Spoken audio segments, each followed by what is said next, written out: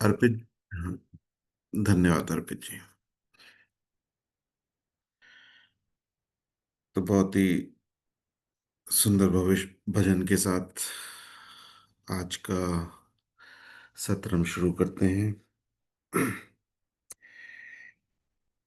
सबसे पहले कोमलता से आंखें बंद करके भगवान को अपने समक्ष महसूस करते हुए उनको धन्यवाद करते हैं। और आज अपने आत्मा और शरीर दोनों को ही हील करने का प्रयास करते हैं। मेरे अंदर जो भी विचार चल रहे हैं उनको देखते हैं। जो विचार मुझे उत्साहित करते हैं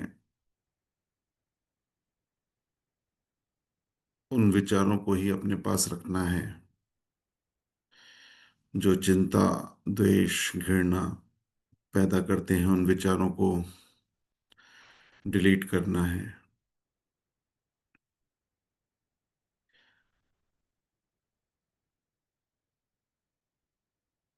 अपने शरीर के उन अंगों को धन्यवाद देना है जो हर पल हमें सहयोग कर रहे हैं, जो मुझे स्वस्थ बनाए रख रहे हैं।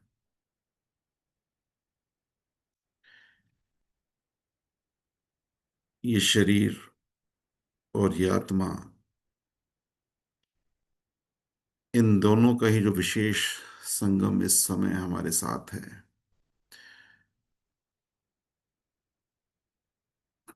पल पल सिर्फ उसके विकास के लिए ही हमारा हर कार्य हो।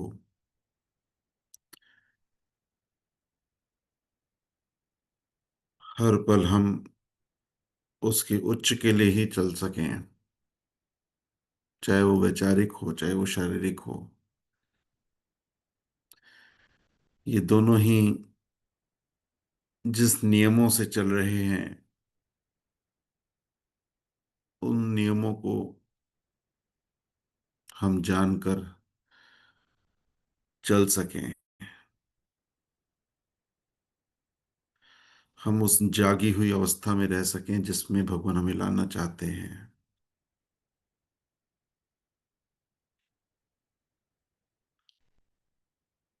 हमारा प्रत्येक पल, प्रत्येक कर्म,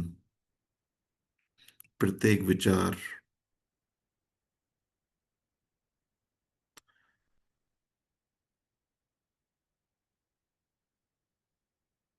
उस शिक्षा से ओतप्रोत होकर निकल सके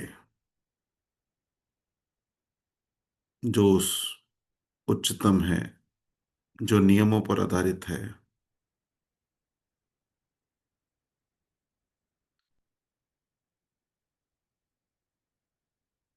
मेरे उच्च भाव फलीभूत हो सकें। मेरी शुभकामना स्वयं के लिए, मेरे प्रत्येक अंग के लिए।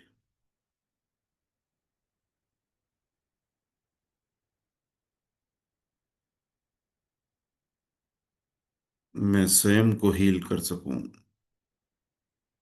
मैं स्वयं की रक्षा कर सकूं।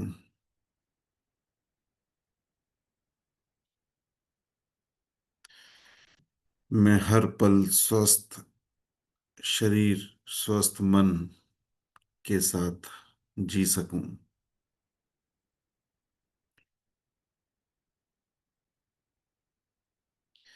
मेरा कोई भी सुख अनुराग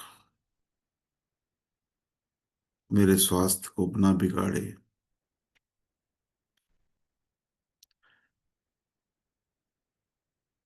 कोई भी विचार मेरे मन की अवस्था को, मेरे आत्मा की अवस्था को नीचे ना करे। मेरा हर संबंध मेरे से पोषित हो, उन संबंधों से मैं पोषित हूं।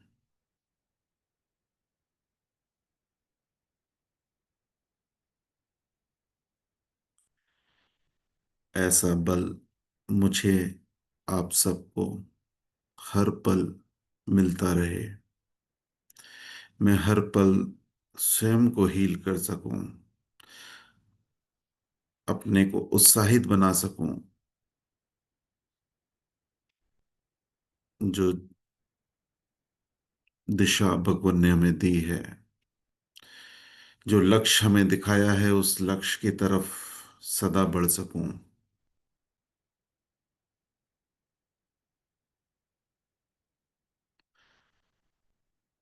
ऐसा निरंतर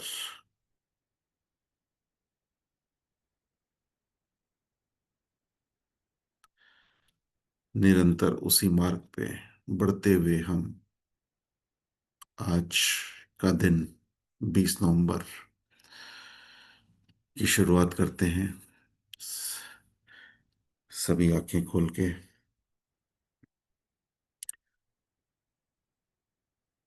आज फिर चिंतन करते हैं। आज विशेष दिन है 20 नवंबर, क्योंकि आज से ठीक एक माह बाद 20 दिसंबर को भगवान का 175वां जन्मोत्सव हम रुड़की में मनाने ही वाले हैं।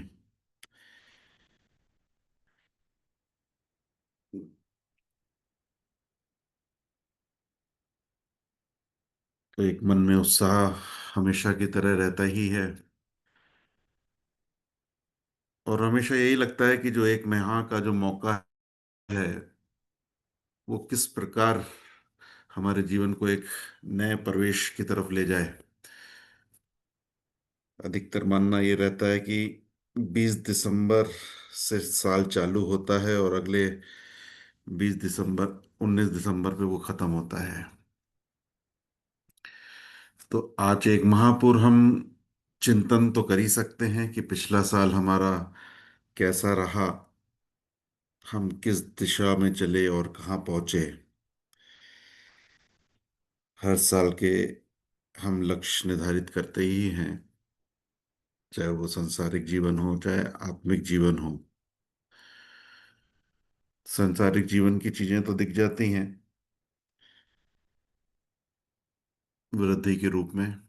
आत्मिक जीवन को देखना अधिक जरूरी है, क्योंकि मुख्य हमारी आत्मिक उपलब्धता जो रहती है वही कहीं ना कहीं हमारे संबंधों को बेहतर करती है। और जब तक हम इस चीज को बार बार जांचेंगे नहीं, परखेंगे नहीं,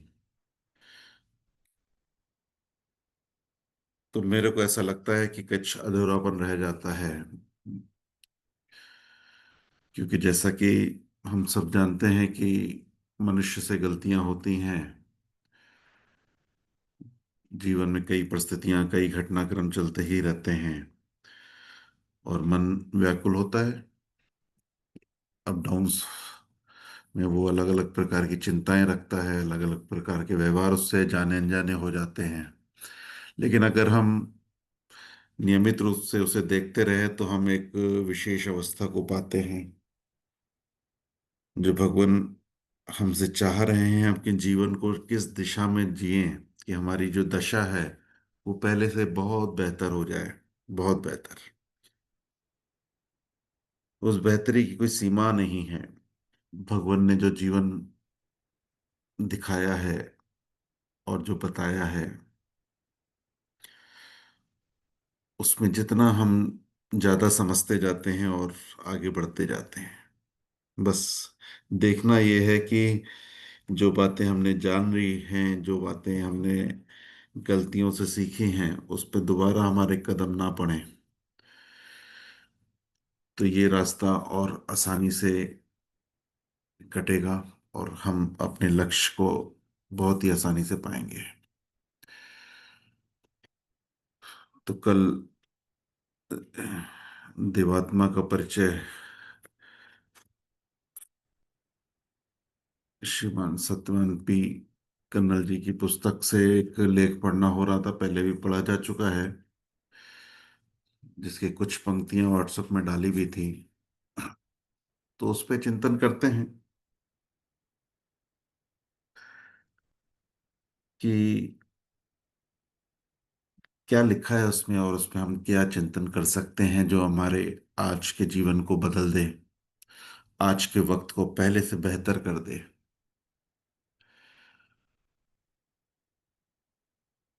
पेज नंबर 171 में वो कुछ पंक्तियां हैं, इसको पढ़ते हैं।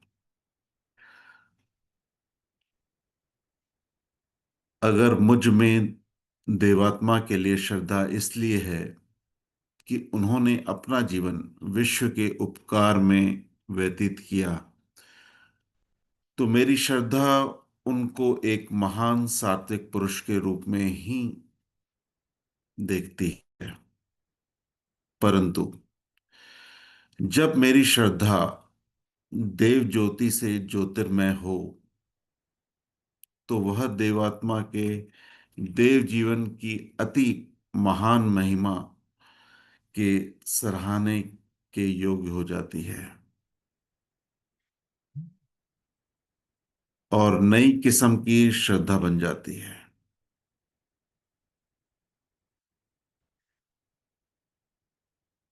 ये दो लाइनों में अगर हम चिंतन करते हैं, तो हमें अपनी श्रद्धा की अवस्था को कैसे रखना है। एक श्रद्धा जो हमारा बहुत ही महत्वपूर्ण गहना है, वो श्रद्धा भगवान की शिक्षा को लेकर, भगवान को लेकर किस अवस्था में है, उस श्रद्धा के बाद ही ये चीजें फर्क डाल सकती हैं कि उनकी शिक्षा मेरे जीवन में किस प्रकार काम करेगी। तो बहुत ही गहन विचार है इस पे कि अगर मुझ में देवात्मा के लिए श्रद्धा सिर्फ इस बात पे है कि उन्होंने पूरे विश्व के उपकार के लिए काम किया है, तो एक महान सात्विक पुरुष के रूप में ही देखती है। लेकिन जब देव ज्योति, जब मेरी श्रद्धा देव ज्योति से ज्योतिर्मय हो, यानी भगवान की जो देव ज्योति है और देव ज्योति की जो समझ हमें मिली है, तो मुझ में देव जीवन का विकास में एक पैराग्राफ है। जैसे भौतिक सूर्य की ज्योति भौतिक जगत को ज्योतिर्मय करती है, वैसे ही मेरी यह ज्योति जब किसी आत्मा में प्रवेश करने का अवसर पाती है, ये भगवान बता रहे हैं कि मेरी यह ज्योति जब किसी आत्मा में प्रवेश करने का अवसर पाती है, तब उसकी योग्यता के अनुसार उसकी जिस मोह और पापग्रस्त अंध व पथभ्रष्ट अवस्था को उस पर प्रकट करती है, जिन जिन निजताओं और विकारों को उसके सम्मुख लाती है और उसके भयानक रूप को दिखाकर उसे भयभीत और उनसे उद्धार पाने के लिए उसे तैयार करती है, उच्च जीवन के किसी अंग को दिखाकर उसकी महिमा देखने अथवा उसकी ओर आकृष्ट होने के योग्य करती है। उसका दृश्य जैसे कुछ अलौकिक है, उसका कौन वर्णन कर सकता है। देवत्व के प्रकाश और प्रतिवर्ष उसकी उन्नति के साथ साथ मेरी यह देवज्योति भी उन्नत होती गई। भवन की देव ज्योति जैसे ही हमारे ज्ञान के समुद्र में आती है, तो जो भी ज्ञान हमें रहा है, उसमें जो श्रद्धा का रूप हमारे में रहा पहले, लेकिन दिन प्रतिदिन भगवान की देव ज्योति हमारे विकारों को खत्म करती गई, हमें उससे निकालने का प्रयास करती गई। जितना उसका अधिकार हमारे जीवन में रहेगा भगवान का, उतना हमारी श्रद्धा उनके प्रति दिन प्रतिदिन बढ़ती जाएगी और हम सब उन बातों से निकल पाएंगे जिसके कारण मनुष्य भयभीत है, परेशान है, दुख के सागर में डूबा हुआ है। और उसको महसूस करते हुए जब हम भगवान को देखेंगे, तब हम उस शिक्षा को जीने में और ज्यादा मजबूती के साथ आगे बढ़ेंगे। इसमें आगे पढ़ते हैं। परंतु जब मेरी श्रद्धा देव ज्योति से ज्योतिर्मय हो, तो वह देवात्मा के देव जीवन की अति महान महिमा के सराहने योग्य हो जाती है और नई किस्म की श्रद्धा बन जाती है। तो इस नई किस्म की श्रद्धा को हम सबको जांचना है, क्योंकि ये श्रद्धा जो भगवान के शिक्षा के प्रति, भगवान के प्रति जब पैदा होती है, तो हम इन छोटे छोटे विकारों से निकल जाते हैं और बहुत आसानी से निकल पाते हैं। लेकिन अगर हमें कठिनाई हो रही है तो शायद वो श्रद्धा उतनी नहीं है। हमारे सत्य विश्वास का सात्विक भाव भी देवात्मा में केंद्रित होने पर पूर्ण परिपक्वता को प्राप्त होता है। जब हमारा विश्वास किसी सात्विक जीवनधारी के उच्च चरित्र के लिए होता है, विचार विचार करिएगा, जब हमारा विश्वास किसी सात्विक जीवनधारी के उच्च चरित्र के लिए होता है, तो वह अपनी अंतिम मंजिल तक नहीं पहुंचता जहां उसे पूर्ण संतुष्टता हो। हमारे विश्वास का सात्विक विषय अनिश्चितता से मुक्त नहीं। कारण यह है कि कोई सात्विक जीवनधारी पतन और विनाश के पूर्ण रूप से सुरक्षित नहीं है। कोई सात्विक जीवनधारी पतन और विनाश से पूर्ण रूप से सुरक्षित नहीं।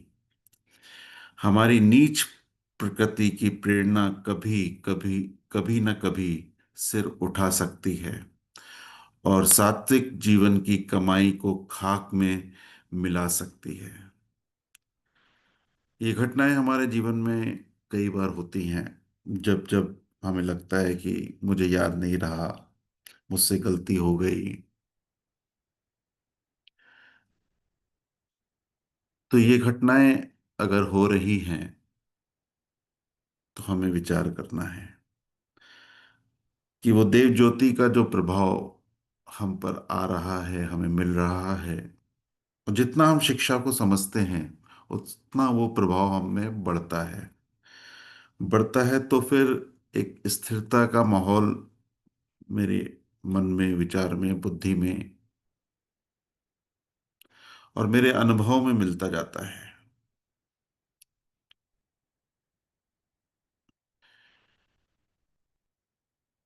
क्योंकि हमारी नीच प्रवृत्तियां की प्रेरणा कभी ना कभी सिर उठा सकती, कभी होता ही है, कई घटनाएं ऐसी आती हैं। आगे बढ़ते हैं। और सात्विक जीवन की कमाई को खाक में मिला सकती है। हमने जो भी कमाई की है, कभी कभी ऐसा लगता भी है सब किया धीरा किसी एक विचार के कारण, किसी एक संबंध के कारण, किसी एक कटुता के कारण हमें निराश कर देता है। हम इम्तिहान की घड़ी में असफल प्रमाणित हो सकते हैं। श्रीमान जी लिख रहे हैं, हमारे इम्तिहान की घड़ियां चलती हैं, हर पल चलती हैं। हर पल हमारा इम्तिहान चल रहा है। जो जीवन में घटनाएं होती हैं वो इम्तिहान के रूप में ही हैं। उसमें अगर हम असफल प्रमाणित हो रहे हैं तो विचार करना है और उसी में ही, उसी को ही सफलता से आगे निकाल पाना हमारा लक्ष्य है। और यही हमारी जीत है। जो पूरे साल भर के प्रयास में हम देखेंगे कि दिन प्रतिदिन जो साल गुजरते जा रहे हैं, हम उन घटनाओं में नहीं फिसलते जहां पहले फिसल जाते थे। यही बल है, यही ज्योति है जो हमें दिखा देती है दूर से कि हमें वहां नहीं जाना जहां मेरे आत्मा का हित नहीं है, उन विचारों में नहीं उलझना जहां हमारे आत्मा का हित नहीं है। हमारे मनोविज्ञान पर सुख के नियम का अधिकार है। हमारे मनोविज्ञान पे सुख के नियमों का अधिकार है। जो सुख के नियम है वो तो अटल है। सुख का नियम सत्य पथ का नियम नहीं है। सुख का नियम सत्य पथ का नियम नहीं है। इसमें असत्य और अशुभ के लिए पूर्ण नफरत नहीं है। जो भी सुख अनुराग हम में रहते हैं ना, तो जो सुख है ना, वो शुभ को नहीं जांच पाता।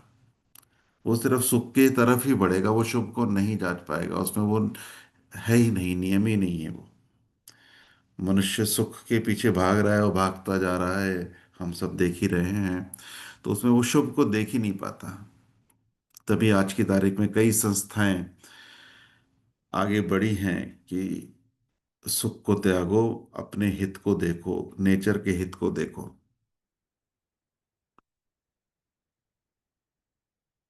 इसमें असत्य और अशुभ के लिए पूर्ण नफरत नहीं है। इसलिए यह हमारे जीवन को सत्य के पथ से विपथ कर सकता है। हम सत्य के पथ पे चलना चाहते हैं, ये हर कोई अपने से पूछ सकता है, और यही जवाब आता है। हमेशा यही जवाब आता है कि हम सत्य के पक्ष में चलना चाहते हैं। लेकिन हमारा सुख अनुराग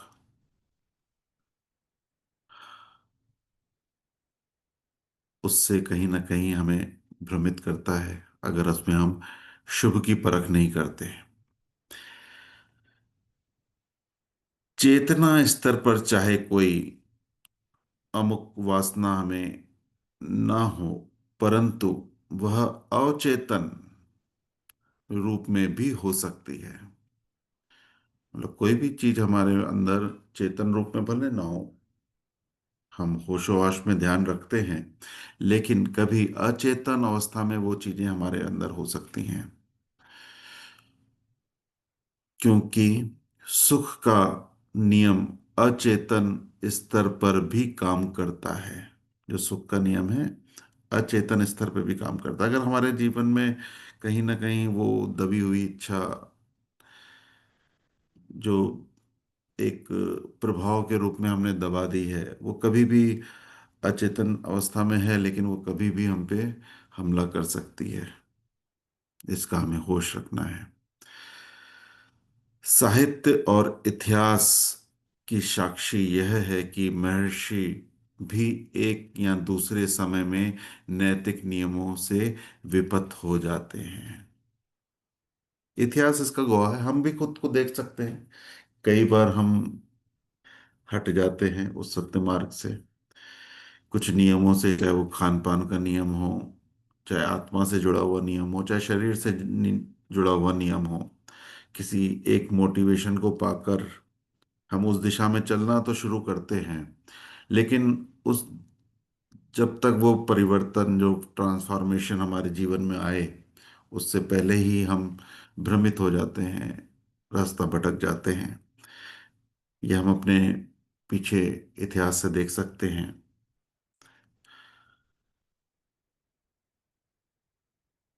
लेकिन अब हर साल नया मौका आता है, एक नए संकल्प का, नए पथ का।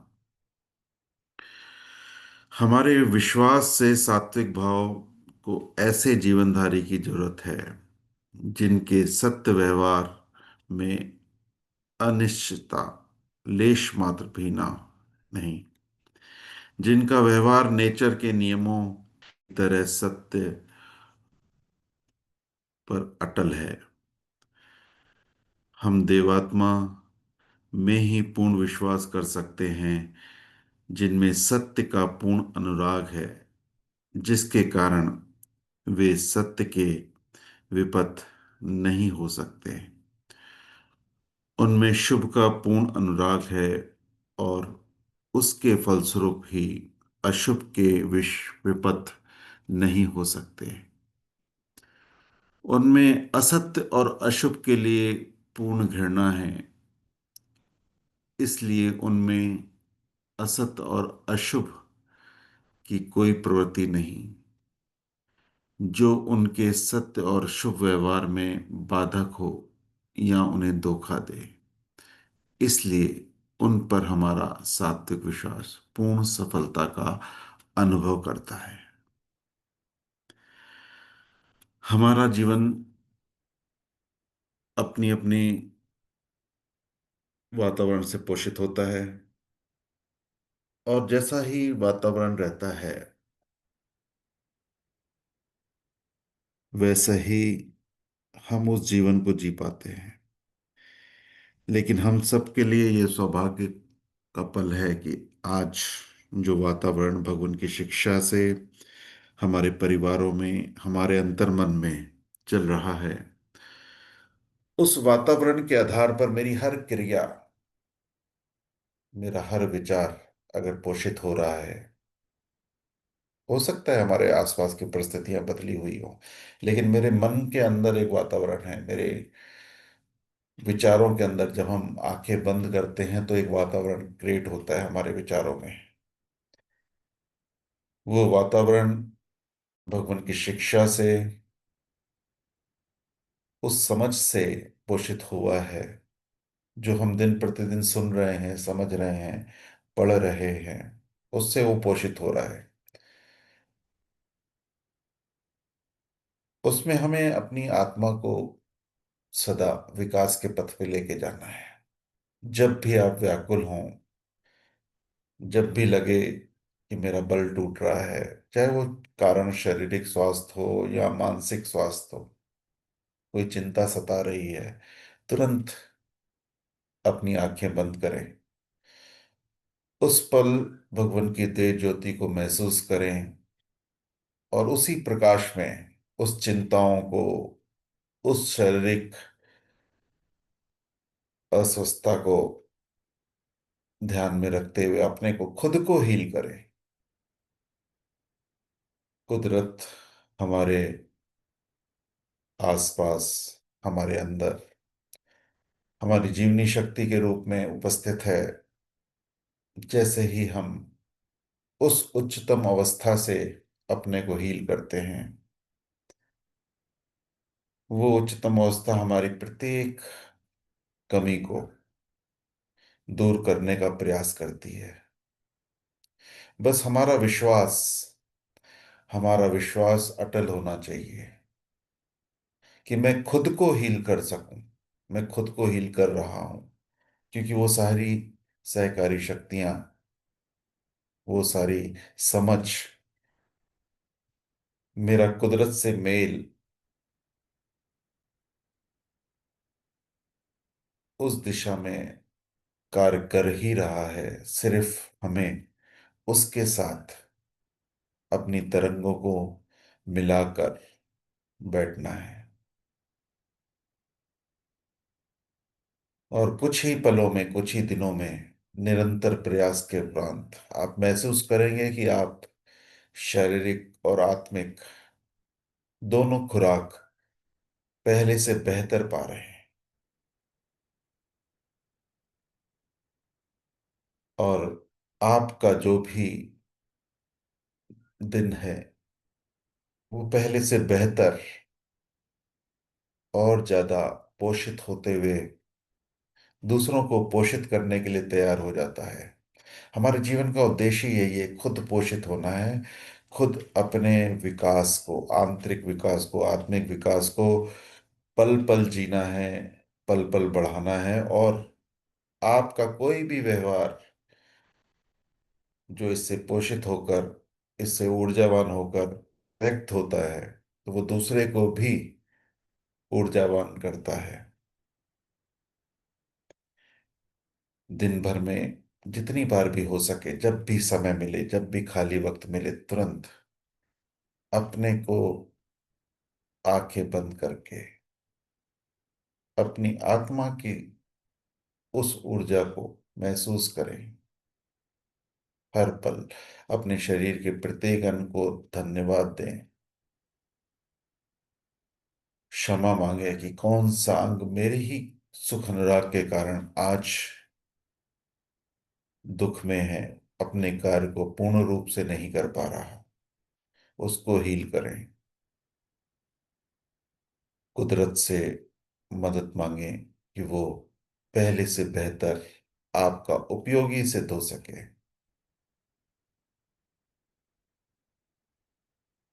तो जो भगवान ने हमें ज्ञान दिया, जो समझ दी, उसमें एक विशेष बल जो हमारी आत्मा को मिला है, हम सभी की आत्मा को मिला है, उस बल का उचित उपयोग हम सबको करना है। इस जीवन को, इस पलों को, इस आने वाले साल को पहले से कई गुना बेहतर पूरी समझ के साथ आगे लेके जाना है।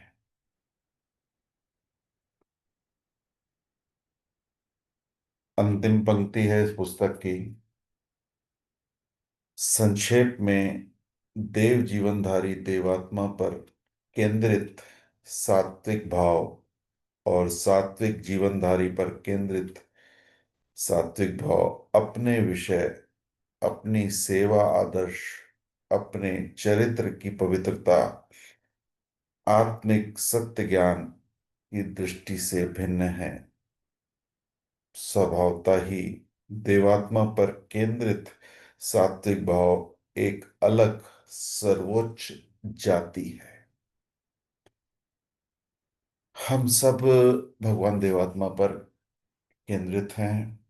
उनकी एक एक गति को हमने कितनी बार जाना है, कितनी बार समझा है।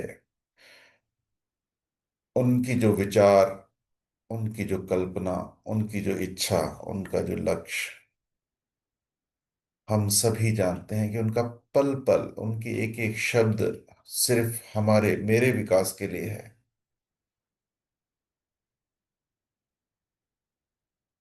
उस पे केंद्रित होके, उस पे केंद्रित होके मेरे प्रत्येक भाव उस उच्चतम श्रेणी तक पहुंचे।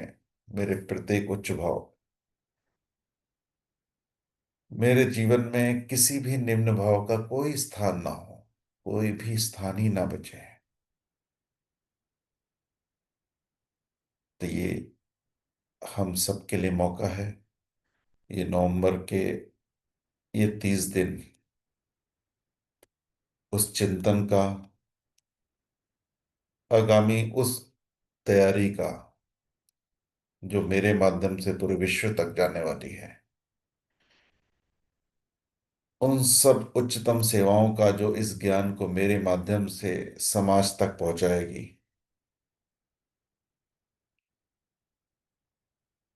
आज एक विशेष भजन पे विचार जा रहा था, बाय द वे वो गाने का मौका नहीं मिला, लेकिन उसके प्रत्येक पंक्ति अपने आप में एक विशेष चिंतन है। विश्व में जारी है परिवर्तन, चाहो दिख जान लो। है बदलने से बिगड़ता, कोई बनता जान लो। परिवर्तन नित्य नियम से हो रहा है। रोज ही परिवर्तन हो रहा है, उच्च भी हो सकता है, निम्न भी हो सकता है। कोई बिगड़ सकता है, कोई बन सकता है, लेकिन हमारे परम पूजनीय भगवान देवात्मा पर केंद्रित जीवन, उनके विचारों पर, उनकी शिक्षाओं पर केंद्रित जीवन सदा बनता ही मिलेगा आपको। जो बिगड़ने की अवस्था कहते उसको है विनाश। जो बिगड़ने की अवस्था कहते हैं उसको विनाश। नीच गतियां उसको लावें, तुम उन्हें भी जान लो। आज हमें अपने जीवन के प्रत्येक विचार को चेक करना है। कौन सा विचार मुझे स्वीकार नहीं हो रहा है? क्योंकि जैसे ही मैं किसी विचार को स्वीकार नहीं करता या किसी सामने वाले को स्वीकार नहीं करता, तो कोई ना कोई ऐसा निम्न भाव मेरे में अंदर गति करना शुरू करता है, जो अचेतन अवस्था में रहता है। स्वीकार ना करते ही वो कहीं ना कहीं मेरे अंदर एक द्वंद्व चालू करता है, और मैं अपने को सही समझते हुए उसके लिए फैसला करता हूँ। और तभी मेरी गतियां बिगड़ती हैं। मैं उस दिशा से भटक जाता हूँ जो मेरी दिशा में हमें रहना चाहिए था। तो हमें जांचना है। जो बिगड़ने की अवस्था कहते उसको विनाश है। नीच गतियां उसको लावें, तुम उन्हें भी जान लो। उच्च बनने की अवस्था कहते उसको है विकास। उच्च बनने की जो अवस्था है उसको विकास कहते हैं। उच्च गतियां उसको लावें, तत्व यह भी जान लो। हमारी उच्च गतियां ही उसको ला सकती हैं। कोई भी निम्न गति उसको नहीं ला सकती। हमें जांचना है। हमें जांचना है और उस पे स्थिरता का प्रयास करना है कि उच्च गतियों को ही हमें आने वाले पलों में जीना है। शक्तियां जो धर्म की शक्तियां जो धर्म की वही ही विकासक हैं सभी। उनसे रहित जो आत्मा है, नाश उसका जान लो। जो भगवान ने हमें धर्म की शिक्षा दी है कि सदा हमें उच्च भावों को ही पोषित करना है, निम्न भाव से निकलना है। वही मोक्ष है, वही सफर है, वही धर्म है, उसी को जीना है। उससे रहित कोई भी आत्मा है, वो नाश है उसका।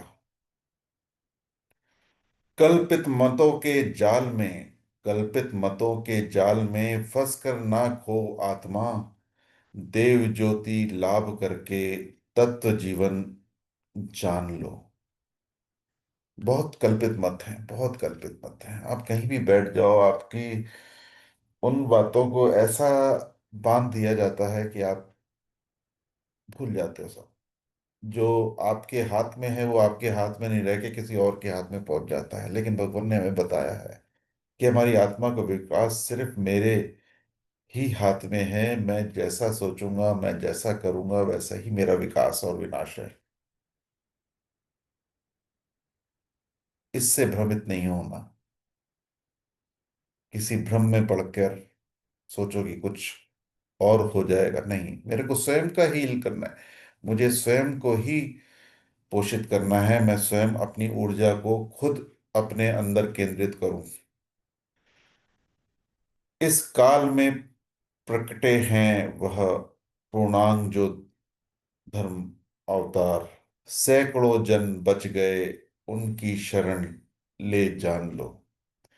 जो भगवान की शरण में सत्य को ढूंढते हुए आए हैं और जिन्होंने समझा, जिन्होंने भगवान को देव ज्योति के आधार पर श्रद्धा दी, उनके जीवन बदले और बदल रहे हैं। उनकी शक्ति लाभ करके आत्मा पावे विकास। उनकी शक्ति, शक्ति से मतलब है उनकी जो समझ है, उनकी जो शिक्षा है, वही शक्ति है। जो शिक्षा है उसको जितना हम समझ के जिएंगे वही मेरे को बल देती है। उसके अतिरिक्त कुछ नहीं। शक्ति ही वही है, उनकी समझ। और उसको पाके ही मेरी आत्मा का विकास है। नाश से रक्षा हो उसकी, सत्य यह तुम जान लो। लेके तुम उनकी शरण अपनी बचाओ आत्मा। कुछ नहीं जीवन से बढ़कर, बात यह तुम जान लो।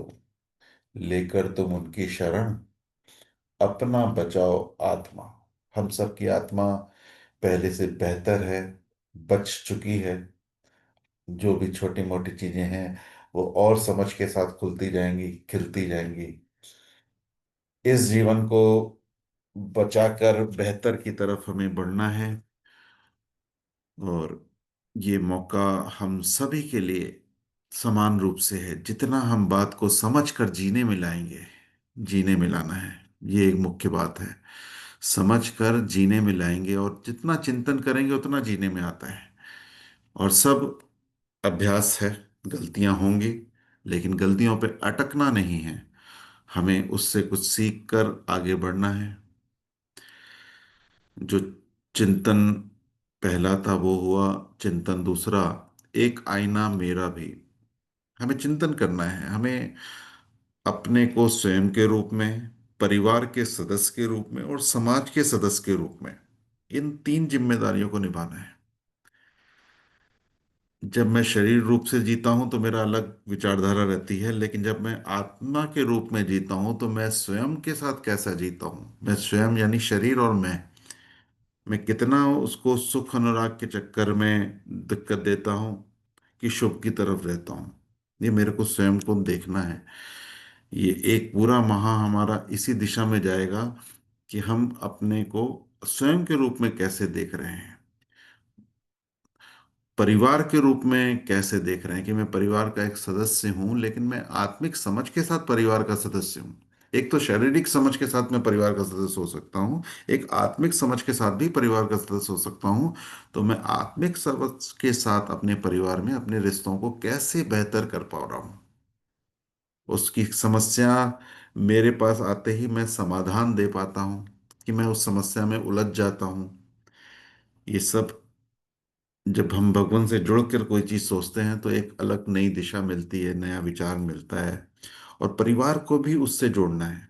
भगवान की जो मूल्यवान शिक्षा हम सभी को मिली है कि परिवार में वो कैसे पहुंचे, उसका पल पल कैसे विकास हो, इस दिशा में भी हमें हर पल देखना है। और प्लस समाज, समाज के रूप में हम सदस्य तो हैं, लेकिन आज हम समाज के आत्मिक भले में क्या रोल अदा कर सकते हैं, इस पे भी चिंतन करना है। तो 2025 और 2026 पूरा साल भर है, हम इस दिशा में क्या चिंतन कर सकते हैं और कैसे हम संघ के रूप में आगे बढ़ सकते हैं, इस पे भी एक विचार करना है। और जैसा कि आपने मैसेज देखा होगा, ग्रुप में एक मैसेज पड़ा हुआ है, आज दोबारा रिपीट दे दिया जाएगा कि 2025 की जो महाशिविर की तैयारियां हैं, तो तैयारियां तो एक बहाना होता है। मुख्य यही है कि हमें भगवान को धन्यवाद करना है, और धन्यवाद करने के लिए अपने जीवन से उन बातों को किस प्रकार हम दे पाएं अपने शुभ परिवार के बीच में, समाज के बीच में, अपने परिवार के बीच में। और इस तैयारियों में जो कुछ सीखने का मौका मिलता है वो बहुत विशेष होता है, क्योंकि एक संघ के रूप में किसी एक लक्ष्य को हमें एक महीने में पाना है। और सफलतापूर्वक जब पाते हैं हम, जब 20 दिसंबर का वो दिन होता है, तो वाकई वो खुशी का अवसर होता है कि हमने कैसे कैसे इसकी तैयारियों में हिस्सेदारी दी थी। हम भले उस शहर से दूर हैं, कोई दिक्कत नहीं, लेकिन तैयारियां बहुत प्रकार की हैं। आज शाम को उसकी एक मीटिंग भी रखी जाएगी, जो ग्रुप में मैसेज आ जाएगा। तो जो लोग भी अपने शहर से भी सेवा देना चाहते हैं, कोई भी छोटी छोटी सेवाएं, हम शाम को उसकी चर्चा करेंगे। और आपको मालूम पड़ेगा, बस इतना सा करना ही एक विशेष सेवा हो जाती है। क्योंकि आप देखोगे जब ये कोई सब्जी वगैरह बनती है ना, उसमें कितने मसाले डलते हैं, कितने मसाले डलते हैं, लेकिन उन सब की छोटी छोटी छोटी सेवाओं से कितना स्वादिष्ट भोजन बन जाता है। ऐसे ही हम सब के अलग अलग गुण हैं, अपनी अपनी काबिलियत है, उन सबको जोड़ते हुए जब वो सेवाएं 20 दिसंबर के रूप में खुल के निकल के आती हैं, तो अलग ही रहती हैं। तो ग्रुप का लिंक दोबारा शेयर किया जाएगा, तो उसको जुड़ें। शाम की मीटिंग 7:30 से 8:30 का विचार है, उसमें हम करेंगे। तो जो जन उसमें लाइव जुड़ सके तो बहुत ही अच्छा रहेगा। और जो तीसरा चिंतन हमने लिखा था, मौका मिला है सफल करेंगे, तो ये मौका सभी के लिए है। मौके से कोई, मौका इसलिए कहा है कि इसमें बहुत कुछ सीखने का मौका मिलता है, कई गुण हमारे बढ़ जाते हैं।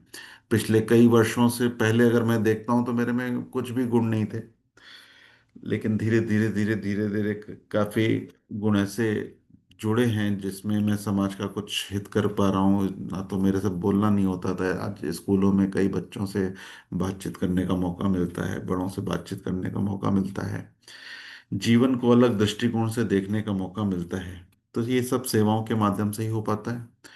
तो हम सब उस ग्रुप से जुड़े, और लाइव सेशन 1 घंटे का हम चर्चा करते हैं सेवाओं में, कि सेवाओं की किस प्रकार से हम आगे बढ़ सकते हैं। तो आज बस इतना ही। आप सबका बहुत बहुत धन्यवाद जो हमें सेवा का मौका दिया। शुभ हो आप सबका। श्रीमान चंद्रगुप्त जी। शुभ हो शिवाजी, शुभ। शुभ हो। बहुत सुंदर उद्बोधन, बहुत प्यारा उद्बोधन, दिलों को झकझोरने वाला उद्बोधन। श्रद्धेय काका जी ने पुस्तक लिखी है, मास्टरपीस है उनका, देवात्मा का परिचय है, जहाँ से पाठ किया गया। सचमुच में मेरे पास है, ये बरसों से पढ़ रहा हूँ मैं। जब भी पढ़ता हूँ कुछ ना कुछ नया मिलता है, हर बार कुछ ना कुछ नया मिलता है। इतनी सुंदर, इतनी भव्य पुस्तक है। आज के साधन में आपने उद्बोधन में कहा कि जैसे हम शरीर को अच्छे पौष्टिक आहार से पोषित करते हैं, हमारी आत्मा भी उसी तरह आत्मिक आहार से पोषित हो और हमारे जितने संबंधी हैं हम उनको पोषित कर सकें, यानी कि उन तक उच्च प्रभाव पहुंचा सकें। तो बहुत ही सुंदर उद्बोधन है। मुझे ध्यान आ रहा था कि एक सुनार जो होता है वो सोने से आभूषण बनाता है। एक मूर्तिकार जो पत्थर की मूर्तियां गढ़ता है, पत्थर की मूर्तियों में भी वो फूल भी बनाता है, पंखुड़ियां भी बनाता है, शरीर की नसें तक भी दिखती हैं उसमें। और जो जेवर मूर्तियों को पहनाए जाते हैं वो जेवर भी उसके दिखते हैं जैसे जैसे घटता है। तो दोनों के कार्यों की अगर हम तुलना करें तो मुझे लगता है कि मूर्तिकार का काम ज्यादा कठिन है। सोने को गर्म करके उसको मोल्ड करके इधर उधर दिशा देना आसान है। पत्थर को हम पिघला के दिशा इधर उधर नहीं दे सकते। तो पत्थर से जो मूर्ति बनाता है उसका काम उससे कहीं ज्यादा कठिन है। कई बार मूर्ति टूट भी जाती है, उसकी सारी मेहनत बेकार चली जाती है, पुनः शुरू करनी पड़ती है। और परम पूजनीय भगवान देवात्मा बेजानों को, नीच जीवनधारी आत्माओं को, संसारासक्त संसार के गंदगी में लथपथ में डूबी हुई आत्माओं को निकाल निकाल कर साफ करके धोकर पवित्र बनाकर उनको उच्च जीवनधारी बनाने में, उनको जीवंत मूर्ति बनाने में, धर्मवान मूर्ति के रूप में उनको बदलने में, कन्वर्ट करने का कार्य करते हैं। ये सबसे महा कठिन काम है और सबसे आवश्यक काम है। प्यारे साथियों, हमारा कितना बड़ा सौभाग्य है, हमें भगवान के श्री चरणों में आने का सौभाग्य मिला, उनकी शिक्षा को समझने का, पसंद करने का, आत्मसात करने का, उसको अपनी अपनी योग्यता के अनुसार जीकर अपने जीवन को उच्च करने का और अपने जीवन से भगवान की कृपा को और तक ले जाने का हमें इतना सुंदर, इतना भव्य कार्य मिला है। हमारा कितना बड़ा सौभाग्य है। हम अपने सौभाग्य को महसूस कर सकें, मैं महसूस कर सकूं, आप महसूस कर सकें, भगवान को मन वचन कर्म से धन्यवाद दे सकें। शुभ हो, शुभ हो, शुभ हो। बहुत बहुत धन्यवाद सबका और विशेष रूप से परम पूज्य भगवान देवात्मा का बहुत बहुत धन्यवाद। रेणु जी, शुभ हो। शुभ हो, बहुत बहुत धन्यवाद। बहुत ही सुंदर उद्बोधन, चिंतन टाइप ही रहा। बहुत कुछ जानने को मिला। अभी आज की मीटिंग में उपस्थित होकर हम लाभ उठाएं सेवाओं से और आगे बढ़ेंगे हम। अब शुभ हो। इतनी सुंदर शिक्षा देने के लिए भगवान के लिए शुभकामना करेंगे हम। हे आदित्य देव व्रतधारी भगवान, आपका हर प्रकार से शुभ हो, भला हो, मंगल हो, कल्याण हो। आपको बारंबार नमन करते हैं, बारंबार नमन करते हैं। शुभ हो। आपने हम सब तुच्छ मनुष्य आत्माओं के लिए जिस धर्म जगत की शिक्षा को खोजा है उसको हम तुच्छ मनुष्य जान पाए, समझ पाए, जी पाए, जिससे हमारा जीवन सुंदर, सेवाकारी, हितकर बन जाए, हम नेक और भले कार्य कर सकें। शुभ हो भगवान। आपके सभी संबंधियों का, पूर्वजों का, जो इस लोक में है, परलोक में है, हर प्रकार से शुभ हो, भला हो। अपने लिए प्रार्थना कर लें। सभी समय भगवान के आशीर्वाद को महसूस करें कि भगवान का साथ हमारे साथ है, सहकारी शक्तियों की मदद हमारे साथ है। और बहुत गहरी प्रार्थना से कि वो साथ बना रहे, हम बाहर की जितनी भी नेगेटिविटी है उससे बचे रहें और पॉजिटिव रहें और उच्च भाव में जीवन व्यतीत करें, नीच भाव से मुक्ति पाएं, उच्च मार्ग के राही बने। शुभ हो, हमारा जीवन विकसित हो। शुभ हो, शुभ हो। भगवान देवात्मा की जय। भगवान देवात्मा की जय। भगवान देवात्मा की जय। भगवान देवात्मा की जय। चारों जगतों का शुभ हो, भला हो। शाम को 7:30 वाली मीटिंग में और उससे पहले 4:30। हाँ जी, अब शाम को 4:30 से 5:30, उसके बाद 7 बजे वाली तो विशेष विशेष लोगों के लिए मीटिंग होगी, तो उसमें आ सकते हैं। जिस पर लिंक जाएगा उनको सबको मीटिंग में आकर अपने लिए जो वो सो योगदान दे सकते हैं उसके बारे में बता सकते हैं, ताकि वो उस समय अपने अपनी सेवाओं करके हम अपने जीवन का हित का मार्ग और प्रशस्त करवा सकें। सबका शुभ हो। रात को फिर हम 8:40 से 9:30 मिलेंगे और कल प्रातः फिर इसी समय 5:30 से 6:30। शुभ हो, शुभ हो। हमारे शुभ परिवार का शुभ हो। हमारी यह मंगल यात्रा निरंतर चलती रहे। सारे मनुष्य जगत को इस धर्म यात्रा में जुड़कर सच्चा आत्म कल्याण लाभ करने का सौभाग्य मिले। हम सब में उच्च मेल आए, उच्च एकता आए, उच्च प्रेम आए। सबका बहुत बहुत धन्यवाद। अर्पित जी कुछ कहना चाहते हैं? जी शुभ श्रीमान जी। जी जी हाँ जी। उन्होंने वो कुछ वो चिंतन चिंतन सत्र के लिए कुछ क्वेश्चंस भेजे थे, वो उनमें से एक क्वेश्चन पूछना था। हाँ जी बोलिए। कि उन्होंने एक वो पूछा, वो बोला था कि तीन शुभ समाचार मिलेंगे, वो कौन से हैं? श्रीमान जी, जी जी श्रीमानी जी। जी, शुभ हो जी। हाँ, समय की कमी के कारण वो रह गए। 3 शुभ समाचार। एक तो आपका, इसको शाम को ही बताते हैं। ठीक है, शाम धन्यवाद जी। की शाम की मीटिंग में ही बताते हैं। हाँ ठीक है जी, बहुत बहुत धन्यवाद। ठीक। ठीक है, तो प्यारे साथियों बहुत बहुत धन्यवाद। सुप्रभात। शाम को मिलते हैं 4:30 से 5:30 और उसके बाद फिर मीटिंग में 7:30 से 8:30 होगी। तो बहुत बहुत धन्यवाद। सबका शुभ हो। सुप्रभात। बहुत बहुत बहुत धन्यवाद जी। बहुत बहुत धन्यवाद जी, बहुत धन्यवाद। बहुत प्रेरणादायक साधन था। सबका शुभ हो। धन्यवाद, शुभ हो जी, सबका शुभ हो, धन्यवाद। शुभ हो। शुभ हो।